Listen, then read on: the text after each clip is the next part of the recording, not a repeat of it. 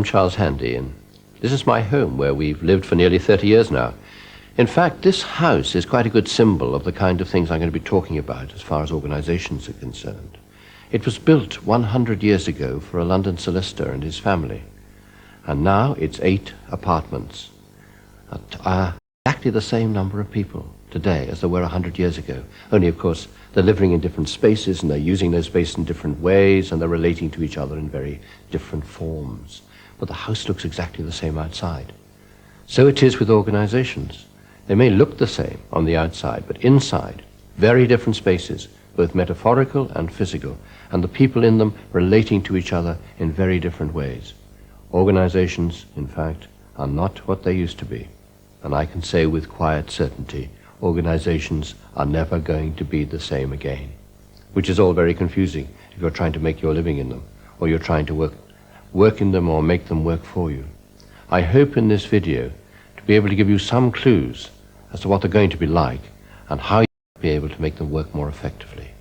But before I do that, I have to tell you of a little incident that happened not so long ago. I was driving in the Wicklow Mountains behind Dublin. This is where I was born, so I go back there as often as I can. But this time I lost my way. Luckily, there was the proverbial Irishman there to tell me where to go. "Art's easy," he said. "Go straight on the way you're going, and after 2 miles you go down a hill and you cross a little bridge and you'll see Davy's Bar on the right-hand side. Have you got that?" 2 miles, bridge, Davy's Bar, I said. "Yeah, I got that." "Well," he said, "half a mile before you get there, turn right up the hill." Well, as I drove off trying to interpret this rather confusing directions, I realized that he'd actually symbolized for me the problem that I see facing many organizations, and to be truthful, many individuals these days. If we go on straight ahead the way we're going, we may miss the road to the future until it's too late, and we end up in Davy's Bar, when there's nothing else to do except have a drink, think about times gone past, and what might have been if we'd found that road up the right to the hill. Well, I hope that I may be able to give you some clues as to what that road's going to look like, so that you may be able to find it before you get to Davy's Bar.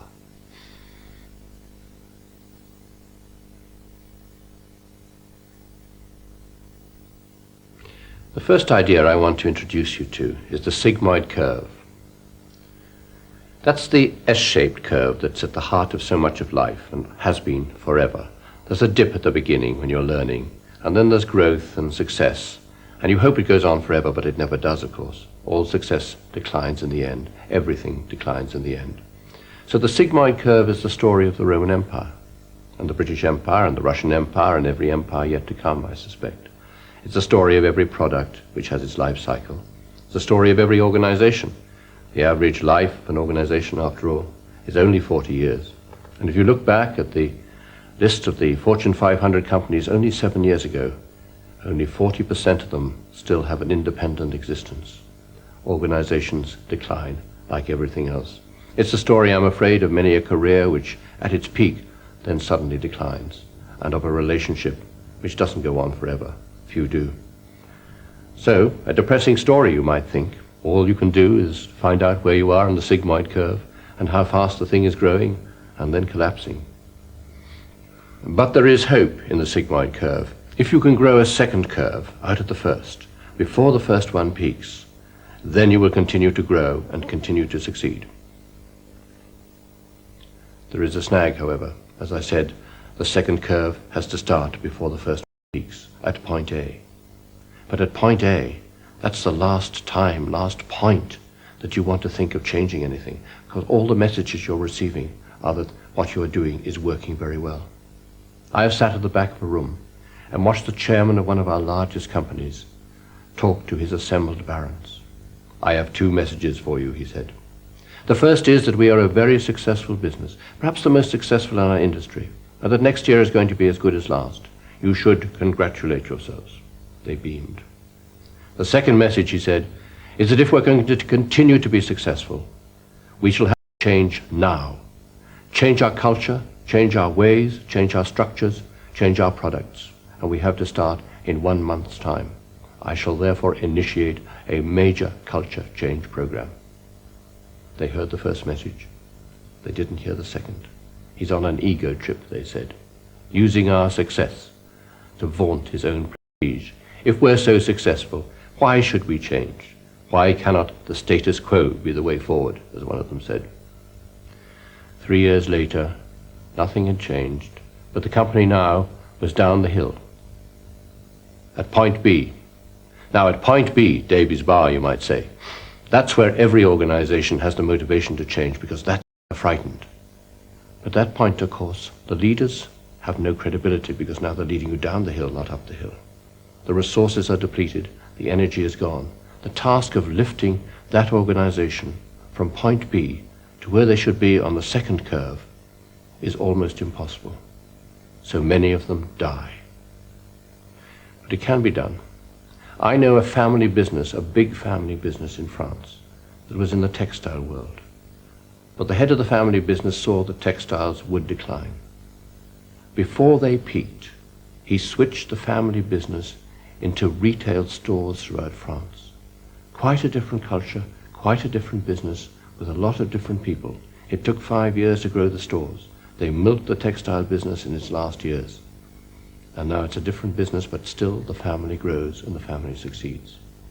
And I've seen individuals watching their careers peak and then begin to decline, but before they peak, knowing that they have a chance to forge a different kind of life for themselves, a life made up perhaps of bits and pieces of work, of different clients, what I call a portfolio life, the sort of life that actually half of the population will have to be living. Very difficult to do if you leave it too late to point B. Wise if you can do it at point A, where you still have time and the resources to devolve and evolve that second curve. And I've seen relationships grow a second curve. And I've seen relationships, of course, fail to do that. I myself, I sometimes say jokingly, like most people of my age and my generation, I'm now on my second marriage. But it's to the same woman, so it's much cheaper and nicer. Because what happened was we had a first curve, a traditional marriage, and I was immersed in my work and she was immersed in the home. That was a happy marriage. But then, of course, when the children leave home and the work, in a sense, changes and I became independent, something had to give. Well, we renegotiated our marriage relationship. And we're now on our second curve. Very different relationship, very different marriage, but the same woman. And that's the way I think many marriages and relationships could happen. So the message for organizations and the message for individuals is to work out first where they are on that first curve, and second, what the second curve is likely to be. That sounds easy. It isn't. You are tempted always to think you're at the bottom of the growth curve. You may be at the top. Assume you're at point A. Even then it isn't easy, because in that shaded area under the peak, that's an area of great confusion. Two cultures are living together, two ways of doing things, two teams of people, and they both have to coexist. In an organization, that means a clash of cultures and a clash of politics. For an individual, it means a lot of doubt and insecurity. And you can't guarantee that your second curve is going to work. So you may have to grow 2 or 3 second curves at the same time. That's difficult. I'm not pretending this is easy. What I am suggesting is that if you know that you're on the sigmoid curve, if you know you're trying to develop a second curve, that you may ride the sigmoid curves of life, you may understand why life is at times confusing and at times difficult. And now I'm going to suggest to you that the first curve of organization theory, the way we used to run organizations, has reached its sell-by date. It's past point A. But there is another way. Organizations don't have to collapse. There is a new way of running organizations.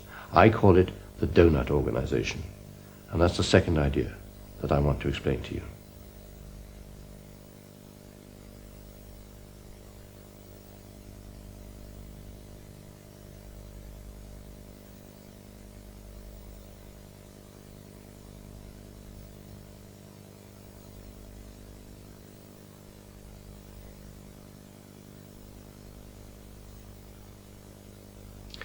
The donut is the symbol of the new organization. That sounds strange, so I need to explain. First of all, it's an American donut, the sort with a hole in the middle, not jam like the British variety. And secondly, it's an inside-out donut. That means that the hole is on the outside, and the dough is in the middle, if you can conceive of that. Now, what's the point of that? Well, I want to suggest that the new organization is itself a donut, with the core central people in the middle and a lot of space around the edge for the flexibility. Secondly, I want to suggest that the new organization will be made up of lots of group donuts. We call them teams, projects, business units, subsidiaries, and so on. Again, with the core and a lot of space for flexibility. Thirdly, I want to suggest that the individual jobs will be like donuts, with core in the middle and space around the edge. What does that mean? Well, actually, you take the job. If you look at your job or any job, it always has a set of things in the core which you have to do.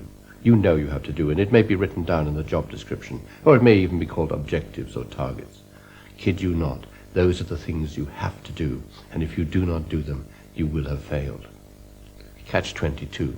Having done them, you have not succeeded, or there is more. You are meant to fill the whole donut. You're meant to move into the empty space. You're meant to seize opportunities we didn't anticipate. You're meant to improve on things more than we could have considered possible. Quality means not just making no mistakes, but making the customer ever happier, even than he or she could have conceived. Move into the space. Fill the donut. Now, what does this mean for organizations?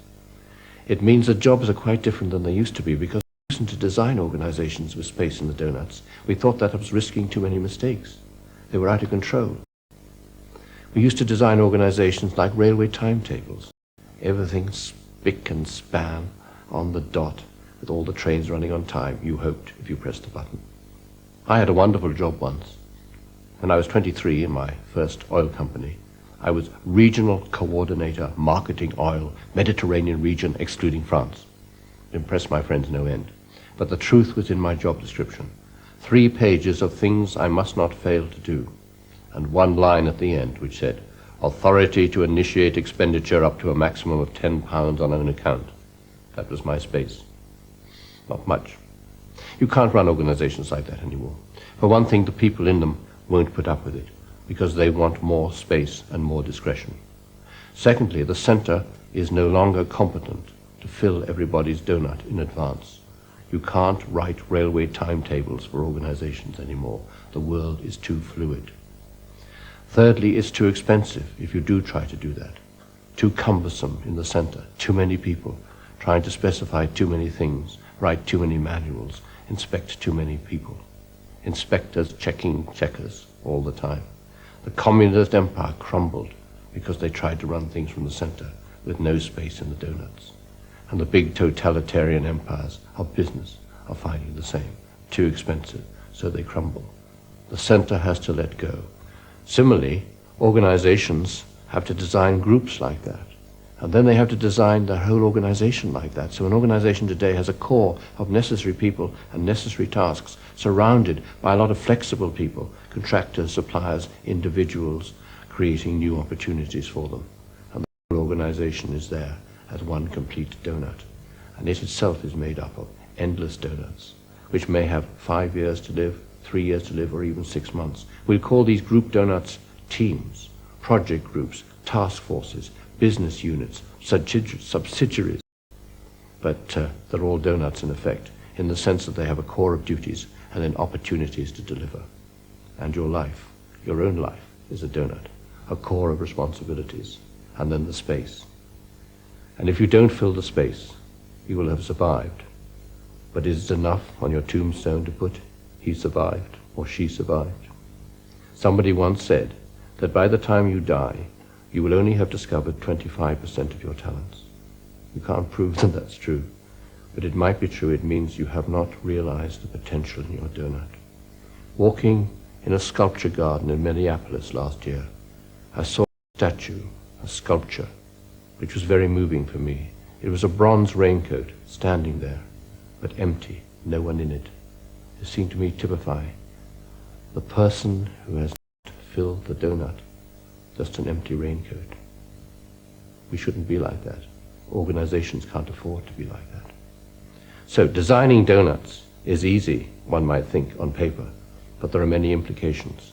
First of all, when you design the donut and you define the core and you define the perimeter, the boundary, you've also got to control people not by means, but by results. You've got to specify not how they do it, so much as what you want them to achieve. That's not easy. That's not the way we've done things in the past. It's up to them to decide how to achieve it. We have to tell them what to achieve. The second implication is that donuts have roles, but not hierarchy. You think of a team. There's a team leader and the rest, 2 levels only. You think of a group of actors in a theatre company. There's a leader, the director, and then the rest. There's a stage manager, there are the actors, there's the producer who finds the money, there's a box office manager, but they don't have any hierarchy. They have roles and tasks to perform. And for a time, they are a team. For a time. My son is an actor. His contract says 6 months unless play closes earlier. Not much of a long-term contract there. For all donuts can be temporary. That gives the organization the flexibility.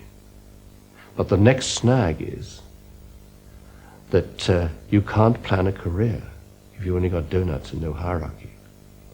Organizations, once they become donut organizations, collapse the hierarchy to 3 or 4 levels.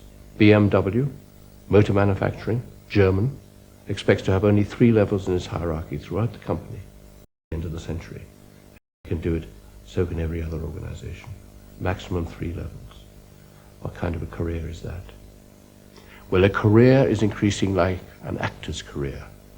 It's going from one donut to another. Actors don't get promoted. They just get bigger parts in bigger donuts. And that's the way it's going to be for very many of us. Hopefully, the donuts will be in the same organization, but they may not be. Hopefully, you will have a leading role in one donut, but you may not. To some extent, you have to fashion your own career. To some extent, you have to plan donut to donut. Organizations, I think in future, will offer donut opportunities rather than planned development. And that's going to shift the responsibility for life from the organization onto us. We shall all be independents rather than dependent employees. Exciting, but less secure and to some extent more frightening. But if we want to fill our own personal donuts, we now have the chance to do it. In a donut world, we have freedom as well as responsibilities. It's exciting, but very different.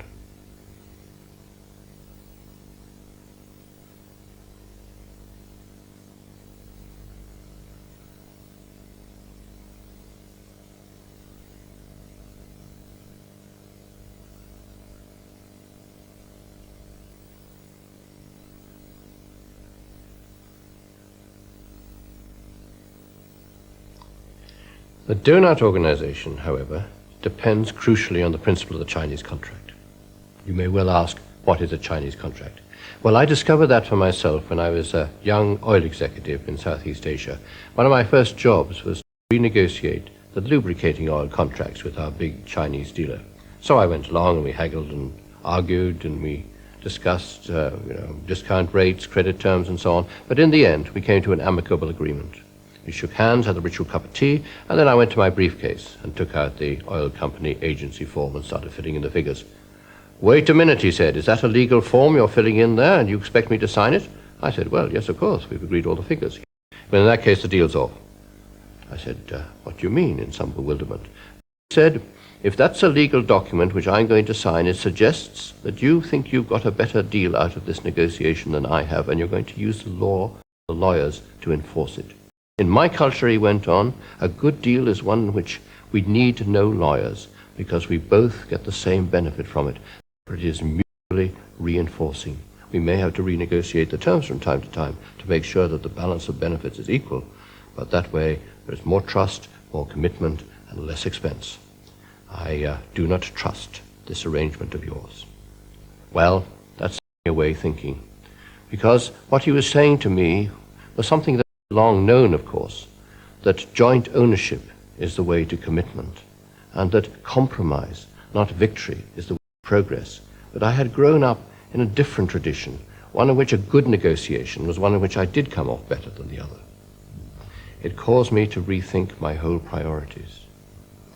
Now, what he was saying is essential thinking for the donut organization.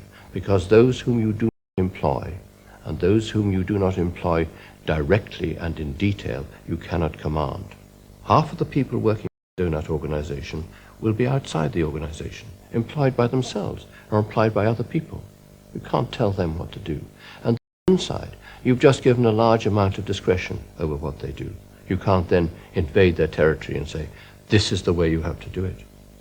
It's like saying, I empower you to do this, but I will disempower you if you do it in any way that I don't like. It doesn't make sense. It's not credible. The Doughnut organizations have to be based, not on command and tell, but on contract and agreement. And they had better be Chinese contracts, or you'll waste a lot of money on lawyers. We may envy the centurion in the Bible who said, I say unto a man, go, and he goeth, and to another, come, and he cometh. But I'm afraid he wouldn't get very far in the Doughnut organizations of the future. Now, this kind of principle of the Chinese contract is creeping everywhere into our society. And it's quite difficult to make work, but it's important.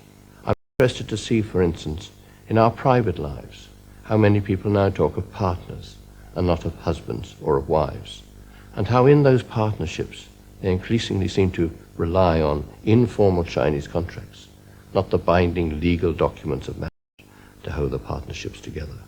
And the language of the organizations is very definitely one of partnership between suppliers and the center. So organizations will cross-invest, for instance, in their suppliers, or train the suppliers for mutual benefit. Market testing is too crude a device, and is too close to the old negotiations to be valid in the new world of the Doughnut organizations. Now, the implications of this are actually very crucial. For instance, pay, I think, would be very different. We will want our people, our employees, no longer to be called employees, but to see themselves as members of the organization. For them to do that, they will want to share profits and gains of the organization, but of course also in its downtime. So your pay, for instance, may in future be made up of 4 parts.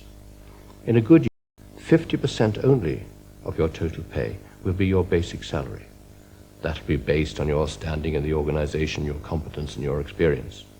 But another 20% will come from your share of the added value of the whole corporation, and 20% on top of that from your share of the various doughnuts and their added value in which you have worked, with perhaps 10% somebody's personal assessment of your personal contribution to the whole outfit. In a good year, therefore, double your base salary. In a bad year, only your base salary. But that makes for a longer-term commitment, one in which you both share in the benefits and the profits of the organization, in which you don't have to get sacked in order to keep the profits on a level. You just reduce your earnings to your base salary. Now, that's not performance-related pay. It's much bigger than that. It's a Chinese contract between the individual and the organization. On a bigger scale, in society as a whole, we need a mammoth Chinese contract between those people earning money and those who have yet to earn money. Let me put it this way. In most countries, and particularly in this one, 70% of the new work that's going to be done in the next century will require brain skills, not skills. Brain skills roughly of the order of a university entrance exam, or what in Britain we call A-levels these days, or a laureate on the continent. The kind of thing that you take at 18. So 70% of the future workforce will need that kind of basic education. 30% of the work, however, will still be done by what's called routine operators, the people who drive buses, sweep the streets, enter data on disks, man the shopping tills, and so on. Unfortunately, in Britain, we have it the other way round. We educate 30% of the population to the level required by 70% of the jobs, and 70% of the population to the level required by 30% of the jobs. Now, you can see what happens. If we're not careful, we'll have 40% unemployed, and 40% of the work that could be done in this society won't be done in this society. It'll be done elsewhere. So the country will go broke, and many of the people will be unemployed. The kind of Chinese contract that I'm talking about says those who are in work today are going to have to give up an awful lot of their earnings to provide the education and development of those who will be working tomorrow. Now, all investments like that, of course, taking sort of cuts in the short term for benefits in the long term, but usually you directly see the benefits yourself. This kind of Chinese contract is over a generation. It's going to be a very difficult one, but if we don't do it, we're going to run out of customers, and that's going to be bad for us. So for our mutual benefit, we have to join the two together. But on a more smaller scale, in our own organizations, every link between the center and the donut is a form of Chinese contract. Inside the donut, the work and relationships between the people in the different roles has to be a Chinese contract. What I give in return for what you can give for our mutual benefit. It's called team building, if you like. It's called a learning organization in another way. What can I gain from you that you can gain from me? I was intrigued to watch my son growing up in his English-British education, which concentrated on developing him as an individual, standing out from the group.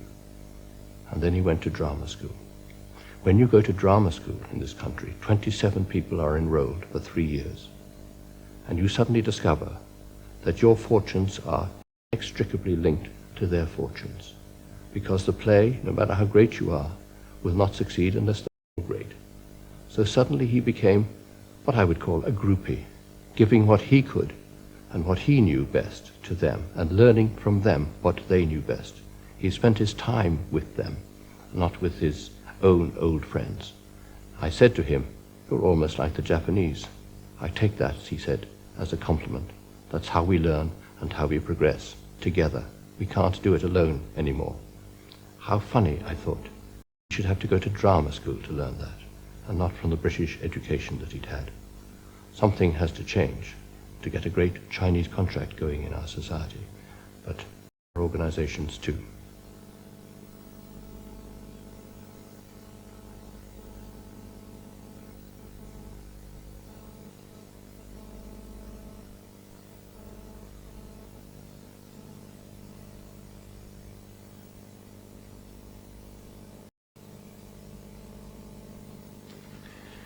It's my sense that organizations today are at the junction point of those two sigmoid curves, and that's an uncomfortable place for everybody.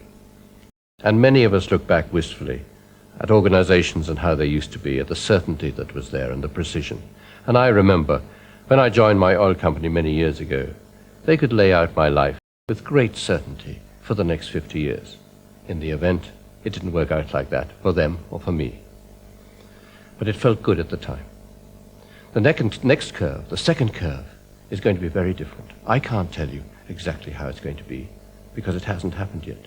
I can't give you the guidebooks or the rule books or even the courses. I can only give you some general indications of how it seems to be turning out. What I do know is it'll be much more fluid, much more temporary in many ways. Most of us will spend some of our lives working outside organizations. When we're inside, we'll have much more scope to express ourselves, and that will at times feel uncomfortable. What I do know is that in spite of all the uncertainty, it'll be a time of great opportunity, a time to take more control over our own lives, both inside and outside organizations, a chance to fill those empty raincoats and to discover all the talents that we really have to fill our donuts.